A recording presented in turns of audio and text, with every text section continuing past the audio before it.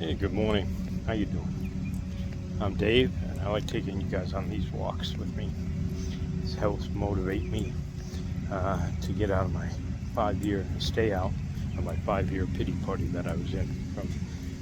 For those who don't know, I was in an accident, and I fell off a roof and shattered my calcaneus, my heel bone, broke some metatarsals, fractured my tailbone, tore my abdominal muscle, compressed some discs, and messed up my back, my neck, all that fun stuff. And then that put me, that was around COVID time, the vid time. And so I just ballooned up in weight and stuff. I didn't know what to do. I basically became a shut-in. And didn't want to do anything. I got really grumpy all the time because, I thought I was a failure as a father, as a husband, as a provider. So let's talk about that today, because I recently had my 59th birthday, and yesterday I was feeling a little bit more of that pity party creep in. Today, not so much. I'm doing okay, but let's talk about how you view yourself, and you can. A word to look up is maybe psycho-cybernetics, and that's how your self-conscious, your unconscious views yourself as, and how that will define your actions and motivate you taking action or not taking action, right? So how you define yourself is very important. Most of us guys, we define ourselves by our jobs that we have, what we do for a living, because that's one of the first questions that always come up in social gatherings. Hey, what do you do? Right?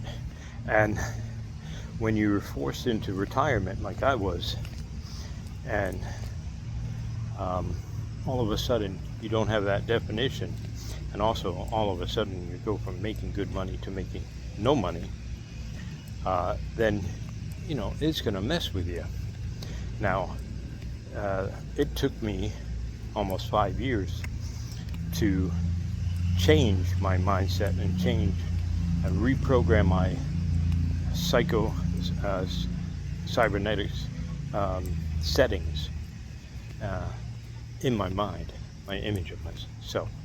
So it's not an easy process, but it can be easier, and it can be done. I'm proof of this. So when you think, oh, I can't lose that weight, I can't get healthy, I can't get off the standard American diet, I can't walk, I can't do this, I can't run, but I can walk. So you make the adjustments, but you figure out, change that question to, instead of saying I can't do this, saying how can I do this, or how can I do something similar. So when you do that, a lot of different possibilities open up, and when those open up, you can figure out ways to change that programming in your mind, and then the sky's the limit. Now, some of the things that I did, and since I'm looking at 59, this is my last of my 50s, I'm going to 60s. These are also in between the years that between my brother died at 52 and my mom died at 63. So I'm right in between there. I'm still kicking. I plan on being around until my 80s or 90s, right? So what am I doing to it? Well, you see it right here. I'm walking. And then after this walk, I'm going to go in and do some exercising. So, and I've already gotten off the SAD diet. Well, SAD, the standard American diet. Gotten off of that. I'm carnivore, about 98% carnivore. So, try the carnivore, do a clean keto. And maybe or Mediterranean, but you need a high protein, high fat diet. That's where we function the best. That's the way our bodies were designed. Don't listen to these doctors that are going by 20 or 30-year-old, 40-year-old information, and they haven't gone and done new studies that prove that real animal fat is better for you than unsaturated fats from like rancid, chemically processed seed oils.